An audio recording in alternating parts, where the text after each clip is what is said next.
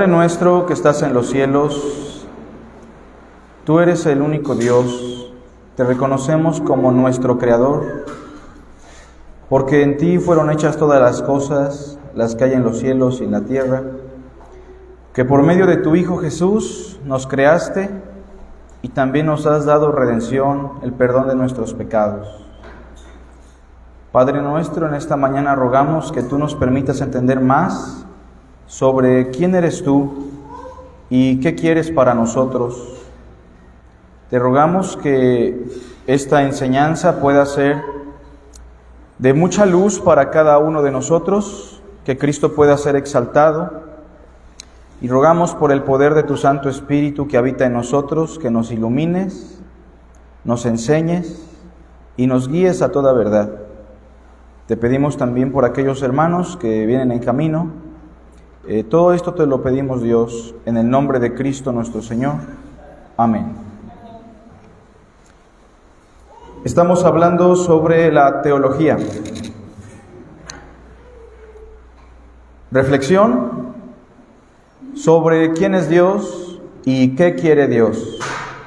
Si alguna vez hemos escuchado sobre este concepto, la teología, pues básicamente la teología, como hemos dicho, tiene como propósito responder a dos preguntas. La primera es, ¿quién es Dios? La segunda es, ¿qué quiere Dios? Explicábamos también que para poder reflexionar sobre Dios, solamente nos es posible esa reflexión gracias a que Dios se ha dado a conocer. Ya que si Dios no se hubiese revelado, para el hombre sería imposible responder esas dos preguntas. De manera que la teología que nosotros estudiamos, la teología que en el cristianismo se propone, es una teología revelacional. ¿Qué significa eso? Que la teología tiene su base en la revelación divina. Sin embargo, con respecto a Dios y con respecto a su voluntad, se han desarrollado diferentes concepciones en el pensamiento del ser humano. Hace unos 15 días, nuestro hermano Israel Olivares explicaba diferentes concepciones sobre el ser de Dios. Por ejemplo, hay quienes han llegado a la conclusión de que no hay un solo Dios, sino muchos dioses, una concepción conocida como el politeísmo. Obviamente es una concepción equivocada porque no nace de la revelación, sino de la razón del ser humano. Y en base al politeísmo han surgido cosas como el triteísmo, la concepción de tres dioses, que es un error, o el enoteísmo, la concepción de que hay un Dios que ha creado a otros dioses, pero también ese es un error. Otra concepción muy conocida es el monolatrismo, la idea de que existen muchos dioses, pero uno es el supremo y digno de adoración. Pero también existen otras concepciones, como la concepción del lejano oriente, conocida como el panteísmo, en donde todo lo que existe es Dios, el aire que respiramos, el sol que nos calienta. Por eso tengamos cuidado con lo que cantamos, porque a veces decimos, tú eres el aire que respiro. Y sin darnos cuenta estamos dando la iniciativa de una concepción panteísta. ¿Dios es el aire que respiramos? No. ¿Dios es el sol que nos calienta? No. ¿Qué son el sol? ¿Qué es el aire? Criaturas de Dios, ¿se entiende? Fenómenos físicos creados por Dios. Dios no se debe confundir con sus criaturas. Bueno, pero también han existido personas que han propuesto que la divinidad no existe. Ya hemos dicho que el ateísmo, en la propuesta bíblica, se resume en necedad. Dice el necio en su corazón, no hay Dios. Bueno, el día de hoy, en esta lección sobre la teología, vamos a platicar un poco sobre la naturaleza del ser de Dios. La naturaleza del ser de Dios. O sea, vamos a tratar de acercarnos de reflexionar a partir de la revelación cuál es la naturaleza del Dios que adoramos. ¿Quién es ese Dios en su naturaleza? Y obviamente tengamos mucha precaución. A Dios no lo podemos analizar. Ya lo habíamos explicado, ¿verdad? A Dios no lo podemos analizar porque ¿qué es un análisis? Un análisis, fíjense, es bien sencillo, es la separación de componentes para poder entender a plenitud cada uno de esos componentes. Y para empezar, a Dios no lo podemos dividir. Dios es un ser simple, es una unidad indivisible. Dios no es muchas partecitas. Y para empezar, nunca podremos analizar a Dios porque Dios es infinito, ¿se entiende? O profundidad de las riquezas, de la sabiduría y de la ciencia de Dios. Cuán insondables son sus juicios e inescrutables sus caminos. Porque ¿quién conoció la mente del Señor? ¿O quién le instruyó? ¿O quién le dio a Él para que le fuese recompensado? Es imposible entender a Dios en plenitud. Y pregunto, ¿es normal? ¿Es normal que digamos que a Dios no lo podemos entender en plenitud, sí o no? Pues sí, porque estamos hablando del ser infinito. Y si a Dios lo pudiéramos entender en plenitud, ya no sería infinito, sino finito. Y entonces, a partir de eso, nos vamos a acercar un poquito a la naturaleza del ser de Dios a partir de unos pasajes importantes. Por favor, busquen en sus Biblias Juan 4:24.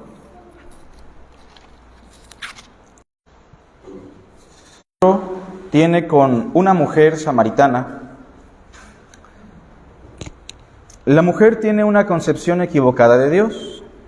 Esta mujer piensa que Dios se limita a un espacio en particular, llámese el monte Gerizim, que es el lugar donde tenían su culto los samaritanos, o llámese Jerusalén, que es el lugar donde tenían su culto los judíos. La mujer piensa que Dios se limita a un espacio. Y Cristo le deja muy en claro lo siguiente, versículo 24, todos juntos. Dios es espíritu, y los que le adoran en espíritu y en verdad es necesario que adoren. La declaración más importante del pasaje en esta lección será la declaración que dice Dios es espíritu. Fíjense, en toda la Biblia, las declaraciones sobre la naturaleza de Dios se resumen en tres declaraciones importantes que sobre todo aparecen en la teología del apóstol Juan. La primera es que Dios es espíritu. La otra declaración de Juan es que Dios es luz. O sea, Dios se ha dado a conocer y Dios no es compatible con todo aquello que vaya en contra de su naturaleza. Dios no es compatible con la maldad. Y la tercera declaración sobre el ser de Dios es la más famosa del apóstol Juan. ¿Se la saben? Dios es amor. En ese sentido, esta declaración que tenemos aquí nos ayuda a entender bastante sobre el ser de Dios. Por eso vamos a hablar de algunas implicaciones de lo que significa la expresión Dios es espíritu. Pero me gustaría escucharles un poquito. ¿Qué entiende usted por esta declaración de que Dios es espíritu? ¿Alguien quisiera comentar? Con todo gusto, lo puede hacer. Y no importa si nos equivocamos, ¿verdad? Porque estamos reflexionando, estamos aprendiendo. Sí, hermano Carlos. Me da la impresión, esa declaración, de que Dios está en todo lugar.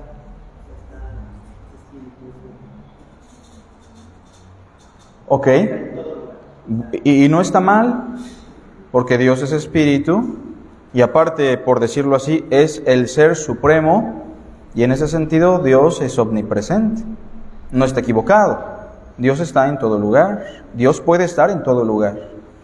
¿Qué otra implicación usted encuentra de esa expresión? Sí, hermano. Parte de lo que dice el hermano, también me lleva a pensar de que Dios no es un ser corporal o material, limitado por el cuerpo, la materia.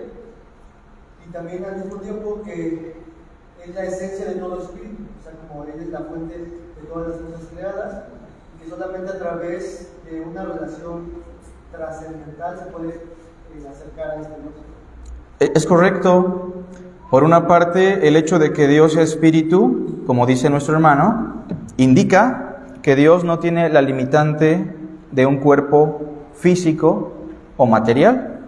Porque miren, si Dios tuviese un cuerpo físico, por muy grande que sea, ¿no? Por más que sobrepase al universo, si Dios tuviese cuerpo, ¿tendría límites o no? Sí, porque un cuerpo tiene un perímetro. ¿Y cuál es el límite de un cuerpo? Su perímetro. Pero por otra parte también lo que dice Israel es importante. Dios, por ser espíritu, es la fuente de la vida y de todas las criaturas, sobre todo de aquellas criaturas que tenemos una inclinación espiritual, como el ser humano, como los ángeles, como los demonios. Dios es el ser supremo. Y obviamente que para podernos conectar con ese Dios, sí necesitamos relacionarnos más allá de la exterioridad, ¿o no? Más allá del rito, más allá de la ceremonia, más allá del sacramento. Si Dios es espíritu, como dice el verso que leímos, los que le adoran, ¿en qué? En espíritu y en verdad, es necesario que adoren. Bueno, vamos a ver algunas cositas, pero si alguien más quiere dar una opinión, por favor, siéntase en la confianza. ¿Por acá? ¿Nadie? Bueno, número 1. La primera implicación de lo que significa Dios es espíritu.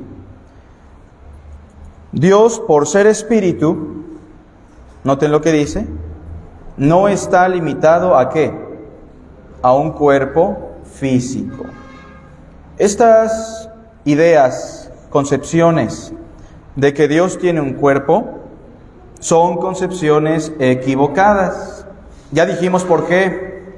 Porque si Dios es infinito y tiene un cuerpo, entonces no es infinito porque su perímetro, su finitud termina en donde termina su cuerpo. En alguna ocasión escuchaba a un predicador enseñar en una iglesia, de hecho enseñar por muchas iglesias durante una temporada, lo grande que era la mano de Dios. Porque había un pasaje que decía, o hay un pasaje que dice, humillaos bajo la poderosa mano de Dios. Y el predicador se dedicaba en sus lecciones a explicar la longitud, el peso, la anchura de la mano de Dios, ¿no? Y el predicador estaba impactado y dejaba impactados a los hermanos que escuchaban qué grande debía de ser la mano de Dios para poder crear todo el universo. Pero la pregunta es, ¿realmente Dios tiene una mano? ¿Tiene cuerpo? Vamos a leer algunos pasajes, por favor, y ahorita explicamos algo. Vean conmigo Deuteronomio 4:15 al verso 20.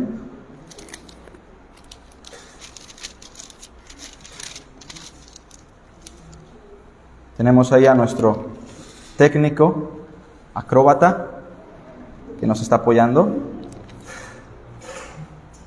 Pero dos mejor que uno, ¿verdad? Deuteronomio 4,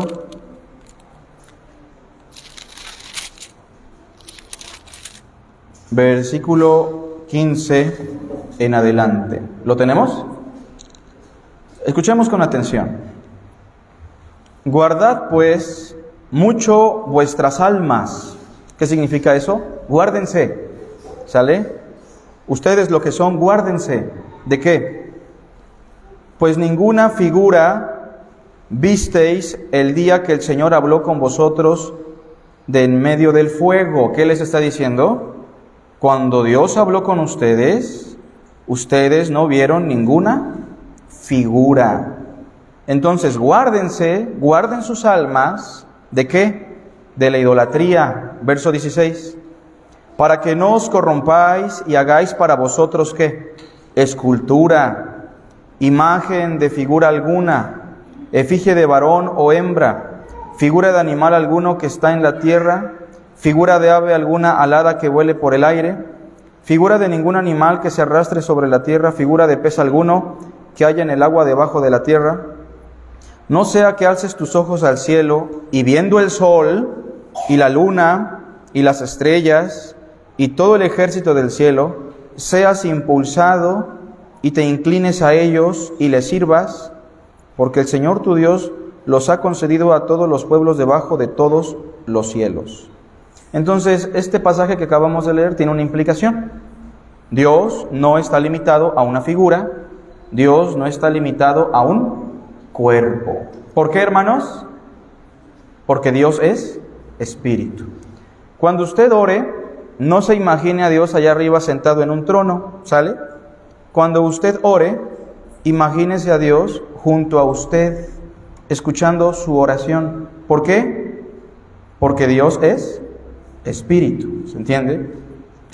Ahora, en la Biblia sí encontramos versículos que hablan de partes humanas atribuidas a Dios, ¿o no? Por ejemplo, ¿han escuchado sobre el brazo de Dios? ¿O los ojos del Señor están sobre los justos? ¿O así ha dicho la boca del Señor? ¿O no se acuerdan cuando Moisés vio las espaldas del Señor? ¿No hemos leído todo eso?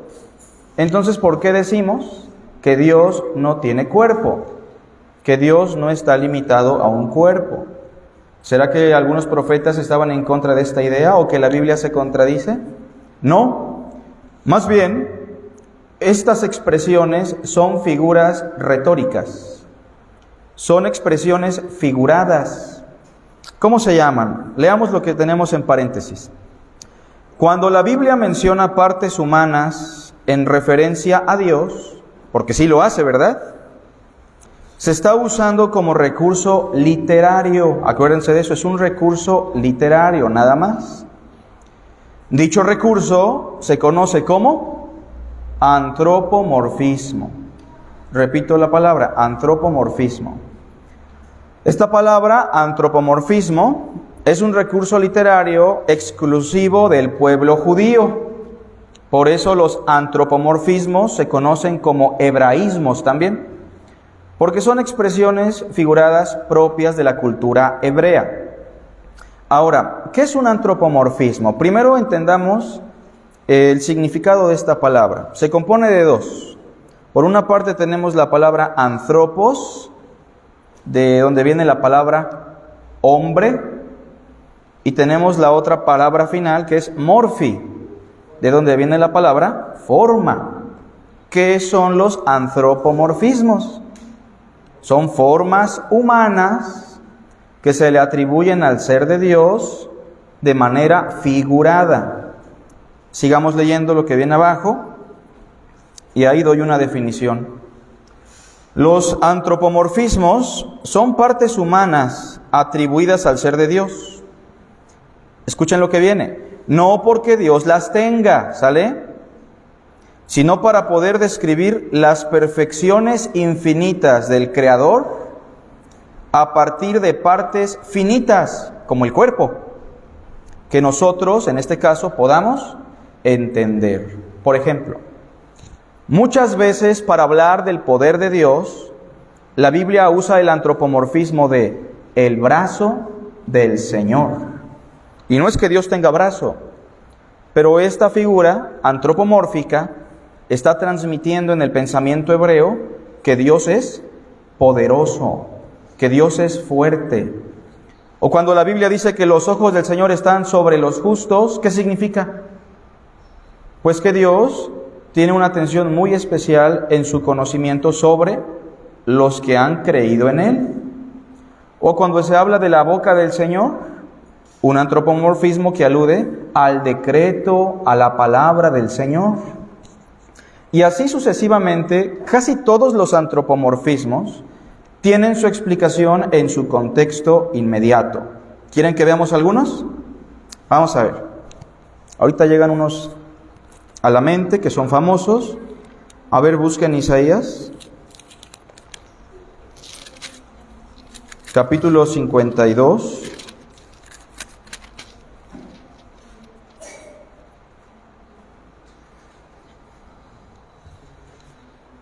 Versículo 10. Si alguien le da lectura en voz alta, por favor, se lo voy a agradecer. El Señor desnudó su brazo ante los ojos de todas las naciones, y todos los confines de la tierra verán la salvación de Dios. Primero quiero que noten que el versículo 10 es un paralelismo sinónimo. Para aquellos que no sepan qué es un paralelismo sinónimo, en la poesía hebrea o en la literatura hebrea, muchas veces la primera frase se explica en la segunda frase, o sea, son frases sinónimas.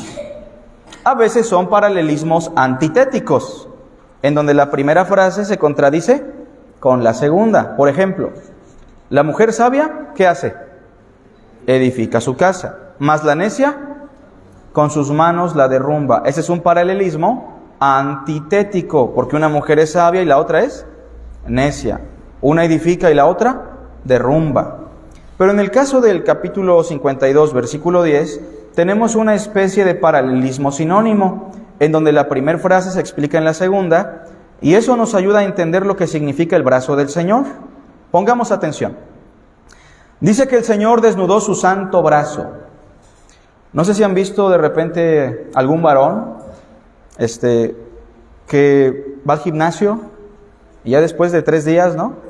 Siente que ya tiene un avance muy grande y ya lo vemos llegar a la casa o a la iglesia con su brazo desnudo, ¿se entiende? Lo quiere exhibir, porque en su mente él está exhibiendo su ¿qué? Su fuerza, su poder. Y noten que en el versículo 10 dice que Dios desnudó su santo brazo. Imagina eso literalmente. Eso no cabe en nuestra mentalidad, pero el texto así lo dice. ¿Y lo desnudó ante quién? Ante los ojos de todas las naciones. Ahora la pregunta es, ¿qué significa eso? La expresión que sigue lo explica. Eso significa que todos los confines de la tierra, o sea, todas las naciones, ¿qué verán? O sea, su brazo es un antropomorfismo ¿de qué? De su salvación. ¿Sale? Ahí queda muy claro, ¿no? Y cuando leemos Isaías 53:1, por ejemplo, que dice: ¿quién ha creído a nuestro anuncio? ¿Y sobre quién se ha manifestado el brazo del Señor? ¿A qué se refiere cuando pregunta ¿y sobre quién se ha manifestado el brazo del Señor? Ya queda muy claro. La pregunta sería: ¿sobre quién se ha manifestado la salvación de nuestro Dios? Entonces, aquí el antropomorfismo, creo yo, es muy fácil de interpretar. Pero si vamos a Hechos, capítulo 11,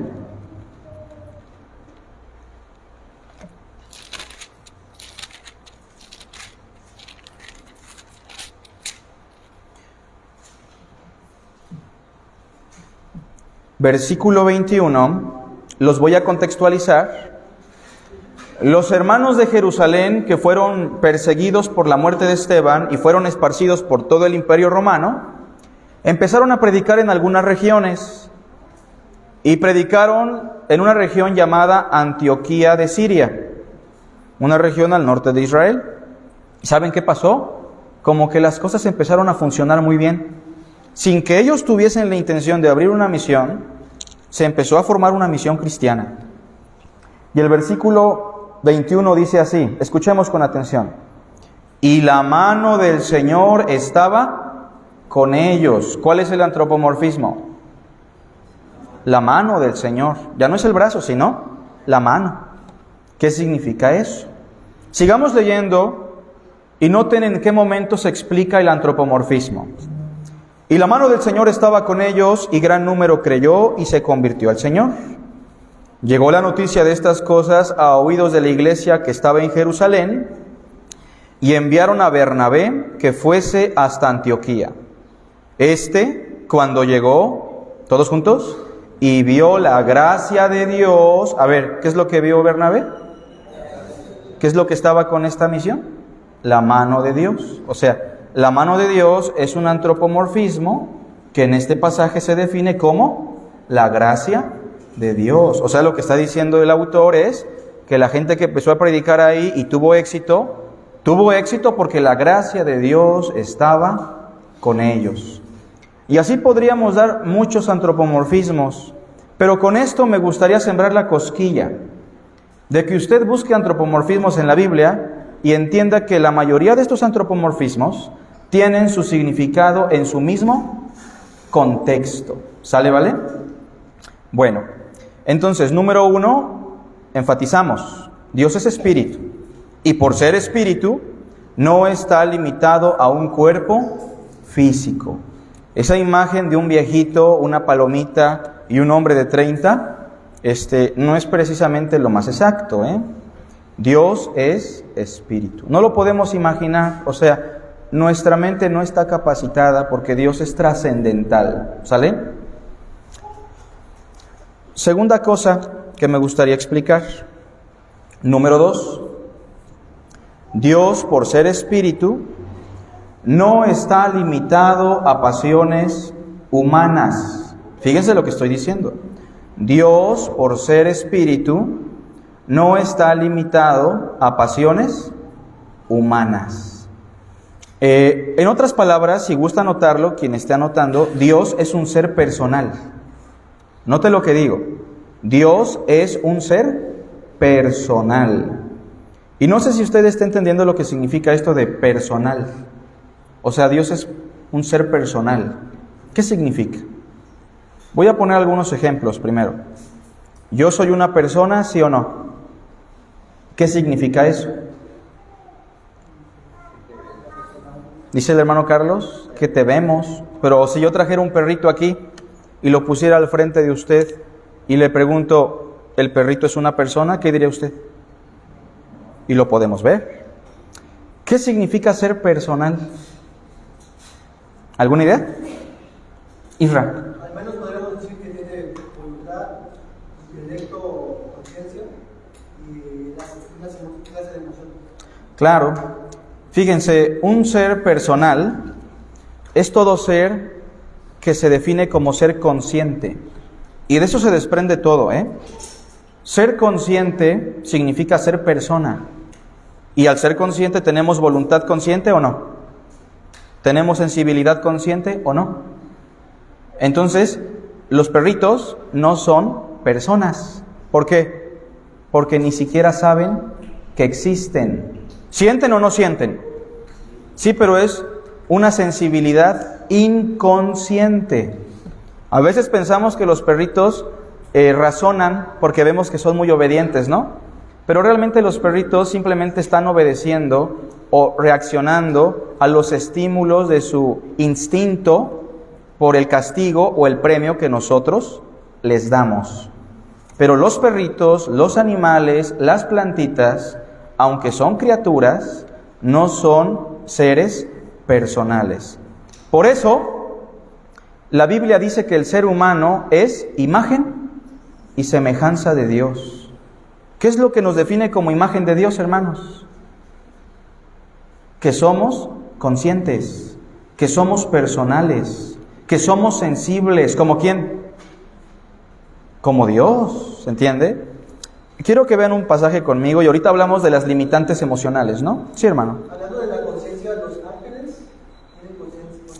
Sí, claro. O sea, los ángeles son criaturas conscientes, pero ¿por qué no se definen, por ejemplo, como imagen de Dios? Porque a diferencia del ser humano, el ser humano sí recibió de parte de Dios autoridad para gobernar y para replicar la imagen de Dios en sus acciones, en la creación, cosa que no se le confirió a los ángeles, ¿no? Bueno, vamos a 1 Corintios, por favor.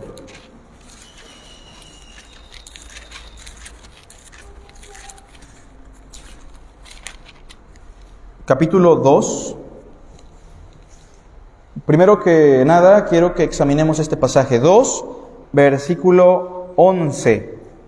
Este es el texto que, a mi parecer, explica lo que mejor significa ser imagen de Dios. Escuchemos con atención. ¿Lo tenemos?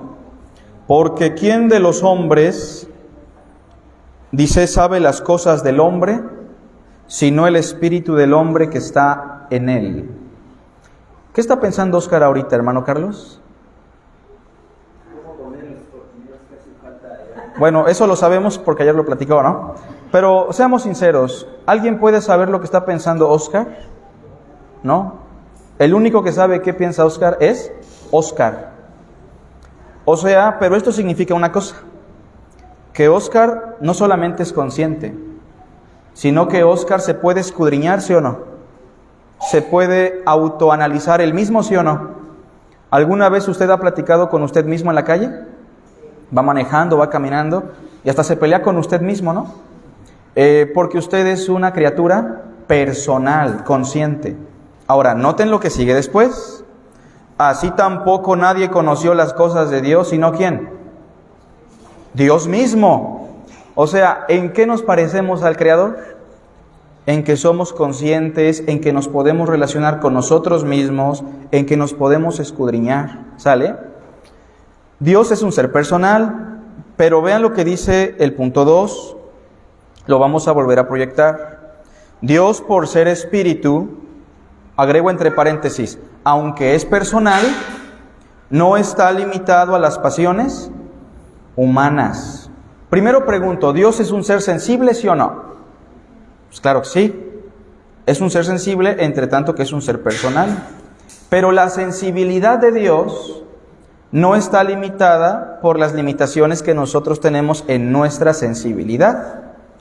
Muchos de nosotros ahorita estamos contentos. A ver, levante la mano, ¿quién está contento? La hermana Laura, bueno, poquitos. A ver, ¿los otros están tristes? Si está triste, de rato platicamos para animarlo.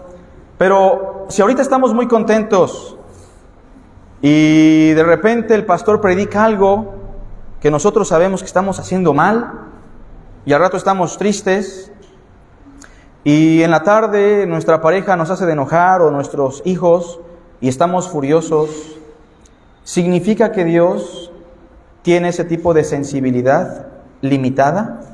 ¿En donde Dios es tan voluble que cambia cada rato? Pues no. Y por eso decía, es imposible entender al 100% el ser de Dios, ¿no? Pero diremos, es sensible, pero no es limitado a las emociones humanas. Sin embargo, en la Biblia sí vamos a encontrar expresiones pasionales sobre Dios. ¿Han escuchado expresiones como que Dios es celoso? ¿Y se imagina usted a un Dios celoso como su esposo, como su esposa? Que hoy día hasta les apodan tóxicos, ¿no? ¿Se imagina usted así a Dios? ¿O ha escuchado expresiones como la ira de Dios? ¿O que Dios aborrece? ¿Que Dios odia? ¿Ha escuchado eso en la Biblia o no? Pues sí aparece. ¿O ha escuchado que Dios se arrepintió? ¿Aparece en la Biblia o no? Y alguien dirá, pues ¿qué? ¿Dios es voluble o qué? Todas estas expresiones son expresiones también figuradas.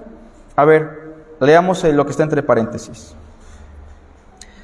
Dice, Dios es un ser sensible en perfección, ¿sale? Sensible en perfección.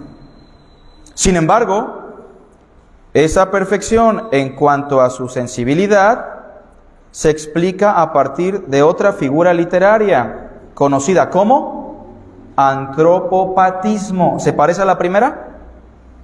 Se parece, ¿no? La primera es antropomorfismo y la segunda, antropopatismo. Antropos, hombre. Pathos. ¿Ha escuchado alguna vez ustedes esa palabrita pathos? ¿Vio la película de La Pasión de Cristo? De ahí viene la palabra pasión.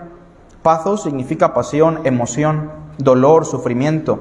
Tiene que ver con la sensibilidad. Los antropopatismos, seguimos leyendo, son pasiones humanas atribuidas al ser de Dios. No porque Dios las tenga al modo de los hombres, eso es muy importante, sino para poder describir las perfecciones infinitas del Creador a partir de pasiones finitas que nosotros podamos entender. ¿Quieren ver algunos pasajes de esto? Vamos a ver. Vean conmigo el Salmo 2. Esto es importante entenderlo porque precisamente fueron los reformadores quienes más apuntaron a esta cuestión de los antropopatismos en Dios. Porque, por ejemplo, existen extremos en el cristianismo En la época medieval pintaban a un Dios tan iracundo que odiaba al hombre, que se parecía más al Dios griego, ¿no? Que estaba esperando a quien arrojarle un rayo y quemarlo en las llamas del infierno por su pecado. Ese es un extremo que no debemos compartir. Pero en nuestra actualidad hemos enfatizado una distorsión del amor, de tal forma que a Dios lo pintamos como un Santa Claus que no aborrece, que tolera todo, que pasa por alto todo, que nunca aplicará juicio ni justicia, y esa es otra distorsión. Pero hay una tercera distorsión muy famosa. ¿Saben cuál es? Pensar que está dividido en dos partes, que a veces es amor y que a veces es justicia. ¿No vieron la caricatura de Batman, donde había un villano que se llamaba el doble cara? ¿Lo vieron? Andaba con una moneda, ¿no? Y a veces mostraba su cara bonita y a veces la cara que estaba toda llena de ácido, creo, ¿no? Bueno, mucha gente así piensa. Alguien dice, Dios es amor, y por aquel otro grita, sí, pero también es justicia. Y lo que provocan es crear en Dios una dicotomía que no existe. Primero pregunto, ¿Dios es amor, sí o no? ¿Sí o no? ¿Plenamente amor? Y pregunto, ¿y el amor de Dios es justicia o no? ¿Cómo ven? ¿El amor de Dios es justicia o no, hermanos? Sí, porque todo lo que Dios hace es amor, es justo, nada está en contra de lo demás, ¿se entiende? Dios es un ser simple y Él no se contradice, Él vive en armonía en su naturaleza. Y si llegamos a hablar de los atributos de Dios separándolos, no es porque Dios esté dividido. ¿Por qué los separamos? Para que nuestras mentes finitas lo puedan entender. Pero diremos, vamos a proclamar y siempre gritaremos que Dios es amor. Y que eso no exime al hombre ¿de qué? De su responsabilidad, de que enfrentará el juicio divino. Veamos un antropopatismo en el Salmo 2. Les dije versículo 4 y 5.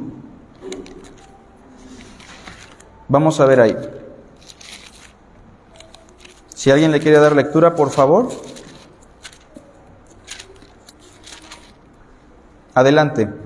El que mora en los cielos se reirá, el Señor se burlará de ellos, luego hablará a ellos en su furor y los turbará con su ira.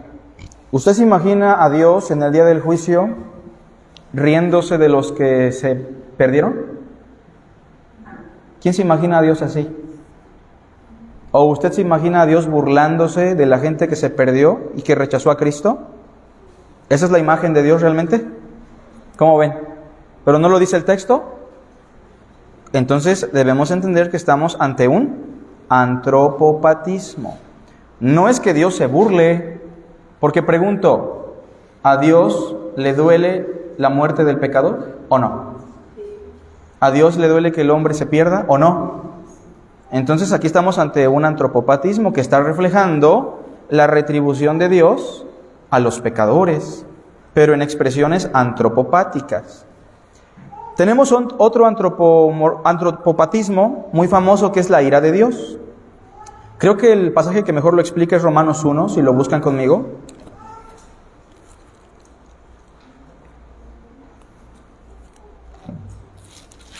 La ira de Dios. Tanto la manifestación de su burla, por así decirlo, es un antropopatismo, pero también la manifestación del dolor de Dios, también es un antropopatismo. Sí, todos estos son antropopatismos que reflejan la sensibilidad de Dios en su perfección, ¿no? Ahorita vamos a ver otros. Por ejemplo, el más controversial creo es Dios se arrepintió. ¿Lo han escuchado? Ese es muy controversial. Porque Dios no es hombre para que mienta, ni hijo de hombre para que se arrepienta. Y también la Biblia nos enseña un principio, que Dios habló sin contradecirse. Entonces, ¿cómo explicamos eso, no? Pero vamos a ver Romanos 1, verso 18. Creo que este pasaje del Nuevo Testamento explica muy bien el concepto de la ira de Dios, ¿no? ¿Lo tenemos? Dice, porque la ira de Dios se revela. Primero quiero preguntar, ¿la ira de Dios la podemos ver o no? ¿Cómo ven? Pues desde el momento que dice que se revela, eso significa que es palpable para nosotros, ¿no? Sigamos con atención el pasaje. Porque la ira de Dios se revela desde el cielo contra toda impiedad e injusticia de los hombres que detienen con injusticia la verdad. Cuando la humanidad dice no queremos la justicia divina, no queremos la verdad, cuando la sociedad, cuando Sodoma y Gomorra, cuando la gente del diluvio, cuando nuestro país está en contra de la verdad y de la justicia de Dios, pregunto, ¿la ira de Dios se hace manifiesta o no? ¿Y cómo la vemos? ¿Cayendo fuego del cielo? ¿Cómo ven? ¿Así lo vemos? No siempre, ¿verdad? A veces lo hemos visto así, como en Sodoma y Gomorra, pero a veces lo vimos con un diluvio. Pero vean cómo lo define aquí Pablo, ¿no? Porque esto nos va a ayudar mucho a entender qué es la ira de Dios en nuestro contexto, sobre todo. Dice el versículo 21, vamos a saltar un poquito. Pues habiendo conocido a Dios, no le glorificaron como a Dios, ni le dieron gracias. ¿Así es la humanidad? Pues sí. Sino que se envanecieron en sus razonamientos, y su necio corazón fue nublado, lleno de tinieblas, entenebrecido. Aunque profesaban ser sabios, se hicieron necios, y cambiaron la gloria del Dios incorruptible en semejanza de imagen de hombre corruptible, de aves, de cuadrúpedos y de reptiles. ¿De qué nos está hablando? A ver. De idolatría, de panteísmo, de distorsión en cuanto a la adoración. ¿Y cómo lo define el verso 24? Todos juntos. Por lo cual también Dios los entregó a la inmundicia. ¿Usted puede ver inmundicia en nuestra sociedad o no? ¿Idolatría? ¿Sí o no? ¿Panteísmo? ¿Pensamientos equivocados? ¿Qué es lo que estamos viendo? La ira de Dios. ¿Y qué es la ira de Dios? Verso 24, que Dios los entregó. O sea, ¿Dios les mandó la inmundicia? Fíjense, ¿Dios les mandó la inmundicia? ¿Dios les mandó la idolatría para que sufrieran? Simplemente Dios los dejó a sus propias decisiones. Dejó que hicieran su propia voluntad. Vean lo que sigue después en el versículo 24. Dios los entregó a la inmundicia en las concupiscencias de sus corazones, de modo que deshonraron entre sí sus propios cuerpos, ya que cambiaron la verdad de Dios por la mentira, honrando y dando culto a las criaturas antes que al Creador, el cual es bendito por los siglos. Amén. Por esto Dios los entregó a pasiones vergonzosas. ¿Usted ha visto en nuestra actualidad un desenfreno sexual o no? Pasiones vergonzosas, hombre con hombre, mujer con mujer. Esta distorsión sexual, ¿qué es? En una sola expresión, ¿qué es, hermanos? Es la ira de Dios. ¿Pero Dios les mandó la homosexualidad? ¿Dios les mandó esa distorsión sexual? No, Dios simplemente los entregó. La ira de Dios es un antropopatismo que se define como Dios entregando al hombre a su propia voluntad. El infierno no es solamente que Dios diga te aviento para allá, es Dios respetando la decisión del hombre, ¿sí o no? Quien dijo yo no te quiero en vida, y Dios dijo bueno, pues no me quieres en vida, pues no me quieres para la eternidad. ¿Y el infierno qué es? Por cuanto todos pecaron, ¿y qué pasó? Están destituidos de la gloria de Dios. Veamos otro antropopatismo y avanzamos porque vamos bien atrasados, Nos faltan algunos puntitos. Vamos a tener que sacrificar el café. ¿Cómo ven? ¿Sí? No es cierto, ahorita les damos unos minutos. Vean conmigo Jonás.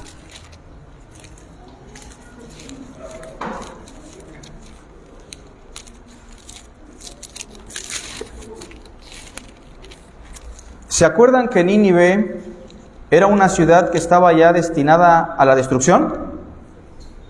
Pero en Jonás, nosotros no vemos a un Dios iracundo, aunque Dios ha dicho que la ciudad se va a destruir.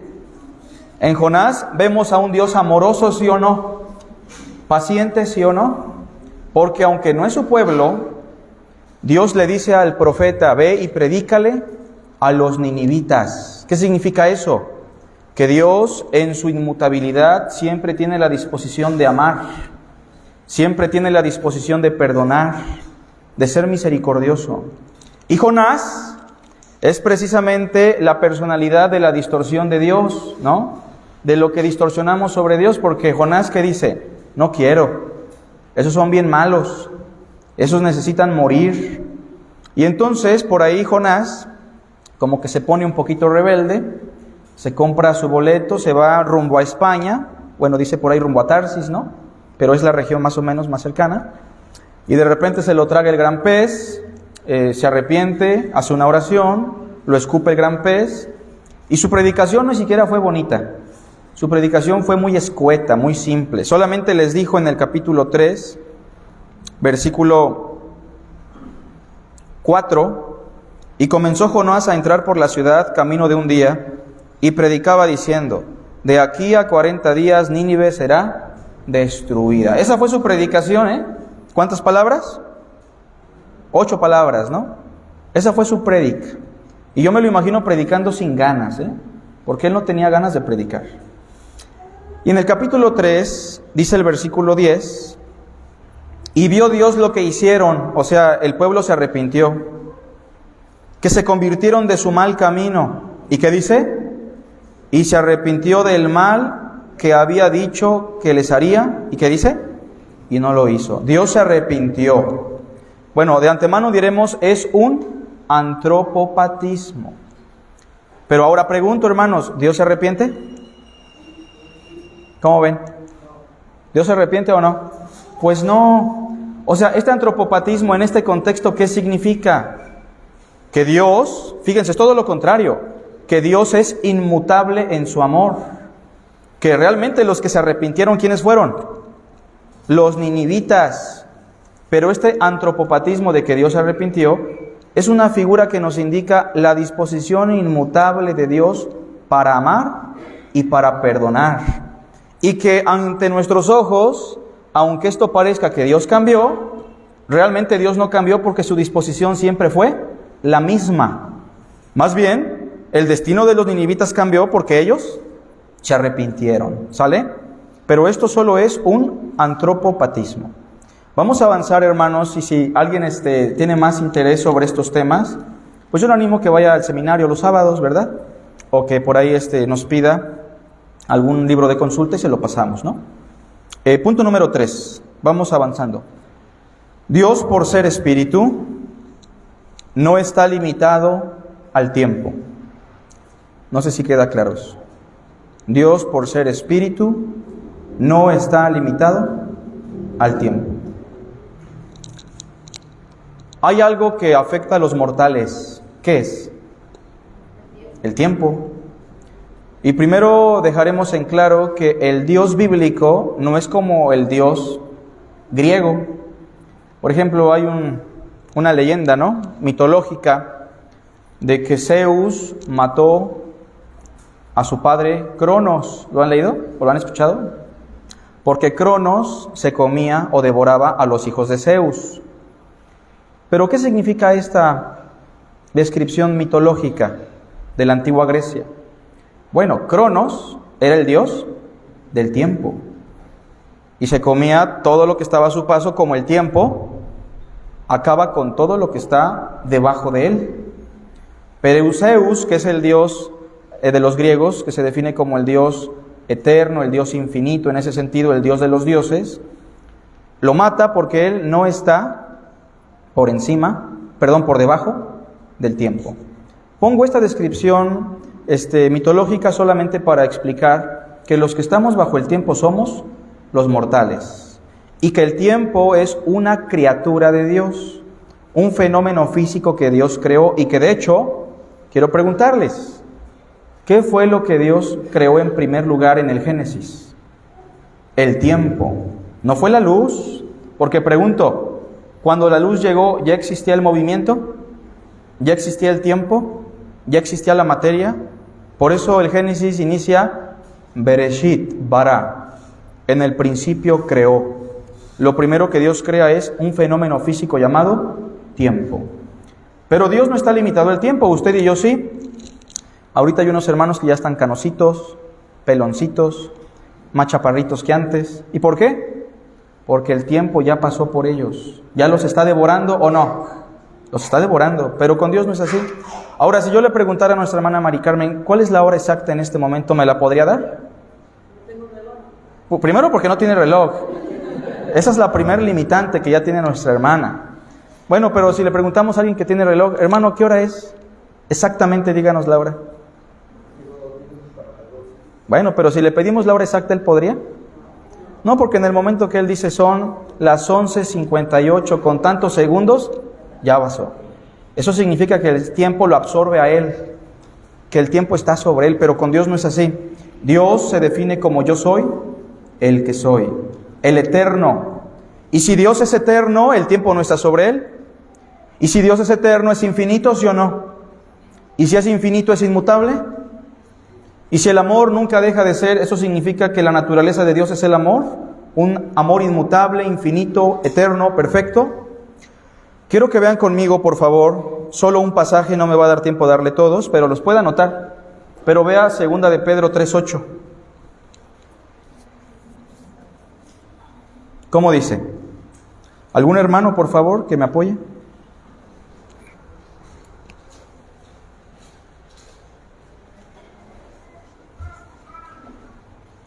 Segunda de Pedro 3:8.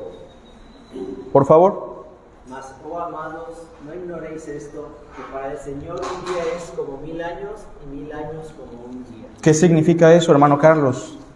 ¿Qué entiende usted? Dios no tiene tiempo. No es una fórmula matemática, para que usted diga, en lo que pasaron 2000 años después de Cristo, para Dios pasaron 2 días. No, no es una fórmula de tiempo. Es una expresión de tiempo figurada, un hebraísmo otra vez, pero que nos está indicando una cosa, que para Dios el tiempo no es una limitante. Dios es en un presente eterno, en un presente continuo. Yo soy el que soy. ¿Se entiende esto, hermanos? Ok. Ahora, para hablar de la eternidad de Dios, muchas veces usan expresiones antropomórficas como del siglo y hasta el siglo, por los siglos de los siglos, el día de la eternidad, y así sucesivamente. Pero repito, Dios no está limitado por el tiempo. Tengo otros pasajes por ahí que pueden anotar, quienes tengan la intención. Y por último, número 4, termino con esta declaración, punto número 4. Dios es espíritu, ¿verdad? Y por ser espíritu, no está limitado ¿a qué? Al espacio. Nosotros tenemos límites de espacio, ¿sí o no? Híjole, quisiéramos quitar esas columnas, ¿verdad que no? No podemos.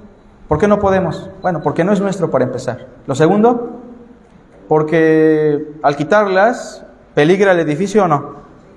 Quisiéramos un lugar más grande. En el momento presente no podemos. Tenemos limitantes de espacio. Hay quienes ni siquiera podemos comprar un terreno para construir una casa, porque a veces no hay ni terrenos, ¿no? Estamos limitados por el espacio. Pero existen personas que conciben a Dios como un ser que se limita a un lugar, ¿o no? Y que dicen, Dios solamente está en la iglesia. Y tienes que ir a la iglesia porque ahí está. Bueno, pregunto, ¿tenemos que ir a la iglesia o no? Sí, pero no porque Dios se limite a la iglesia. Dios es espíritu.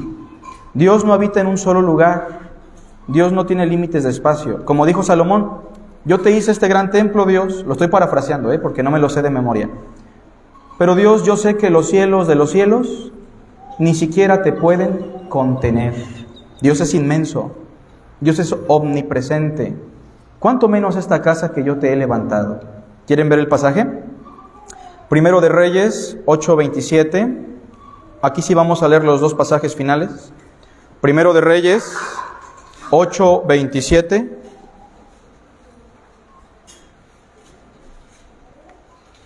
¿Lo tenemos?